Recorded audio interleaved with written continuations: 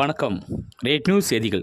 திருவண்ணாமலை மாவட்ட ஆட்சியர் அலுவலக வளாகத்தில் முன்பு மக்கள் சமூக நீதி பேரவை மற்றும் சமூக நல்லிணக்க பாதுகாப்பு குழுவின் சார்பில் சமூக நல்லிணக்கம் கொண்ட தமிழ்நாட்டில் அதற்கு கெட்ட பெயரை விளைவிக்கும் வகையில் கோவை மாவட்டத்தைச் சேர்ந்த பரமசிவம் என்பவர் வாட்ஸ்அப் போன்ற இணைய வலைதளங்களில் குறும்பா கவுண்டர் சமூகத்தையும் மற்றும் குறும்பர் சமுதாயத்தைச் சேர்ந்த தலைவர் R.K. கிருஷ்ணசாமி அவர்களை பற்றி அவதூறாக பேசி ஆடியோ பதிவுகளை வெளியிட்டு அந்த பதிவினை மக்களிடையே பெரும் பதட்டத்தை மற்றும் மன உளைச்சலை ஏற்படுத்திய பரமசிவம் மற்றும் அவர் பின்னணி கொண்டவரை கைது செய்ய வேண்டும் மற்றும் அவருக்கு தண்டனை வாங்கி தர வேண்டும் என தமிழக அரசுக்கு வலியுறுத்தி கண்டன கோஷங்களை எழுப்பி 100க்கும் மேற்பட்டோர் ஆர்ப்பாட்டத்தில் ஈடுபட்டனர்.